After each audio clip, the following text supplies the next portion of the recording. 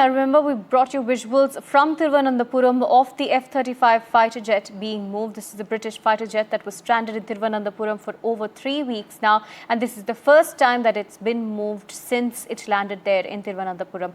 Remember, there was a fuel emergency after which it had landed there. And there was deliberation as to exactly what exactly would be done with this fighter jet. There was speculation over whether it was going to be dismantled and then moved from there. As of this morning, there was a 17-member team that had arrived in Thiruvananthapuram and had assessed the fighter jet, and now it's being towed, it's being moved is what we're learning. We'll of course get you more details as to what we can expect next. The technical team had arrived this morning to assess the F-35 jet. Remember earlier we had been reporting about how the jet was the subject of memes online as well.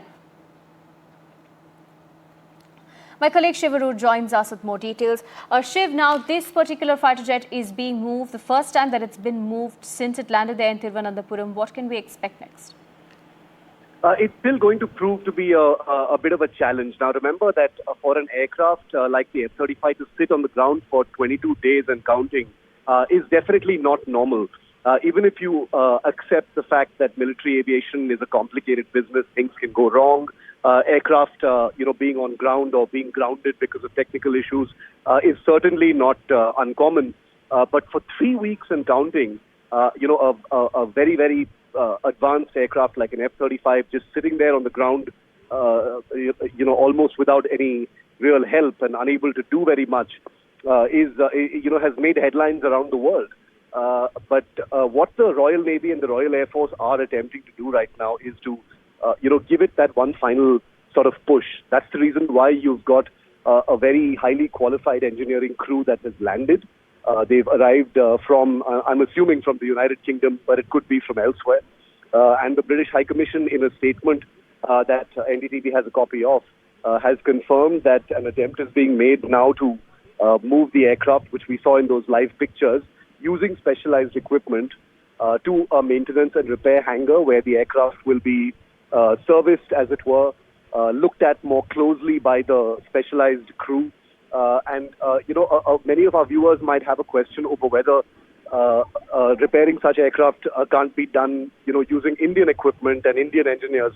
The answer to that question is not really, because this is a fifth-generation stealth fighter of the kind that India does not operate. There are many pieces of specialized equipment that are applicable in the case of aircraft like the F-35, including ground handling equipment. And that's one of the reasons why it could perhaps not be moved so far, even though there are other concerns and restrictions as far as handling such aircraft is concerned. Now, the British government, the British High Commission, the Royal Navy have all acknowledged India's cooperation, coordination and facilitation at the Thiruvananthapuram airport so far. So there is no shortage of help being offered from the Indian side. But there are various concentric circles around the aircraft which are invisible. There are diplomatic issues. There are security issues over the secrecy of technology. There are various bilateral issues between the countries over handling of such technology. There are restrictions that the United States imposes on the United Kingdom as far as who can inspect or touch these aircraft, because these are highly classified pieces of machinery that go into the making of an F-35, and therefore it is there are all these sort of colliding contradictions and challenges that have resulted in this aircraft being on the ground for 22 days and counting. But now with that aircraft moving into a maintenance hangar, clearly the situation is a bit out of hand, because 22 days is abnormal, it's uncommon.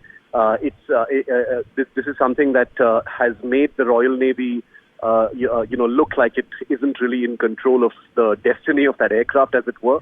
And I don't wish to use a harsh word like that, but 3 weeks and counting has made the Royal Navy and those handling the aircraft a bit of a laughing stock in aviation circles, where people can be very brutal about these things. But this is a serious issue. There's no laughing matter. Engineering defects and technical issues with an aircraft that is as complicated as the F-35 can assume such difficult proportions where an aircraft can be on ground for 3 weeks and running. But hopefully at this point of time, with that engineering crew arriving from the UK on that Airbus A400M aircraft, the equipment, the know-how, the engineering sort of knowledge is now finally at that airport and will be able to get that aircraft going. The good news, of course, is that the aircraft is already moving. For the first time in 3 weeks, the aircraft is literally moving on the ground.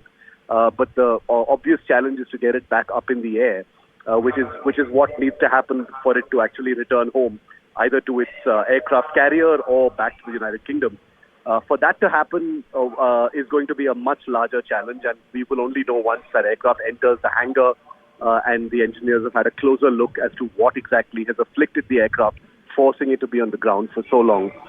3 weeks and counting, engineering issues, hydraulic failure, possibility of some kind of issues with the lift fan. There's a lift fan in this aircraft which allows it to take off and land vertically, making it a very specialized kind of jump jet.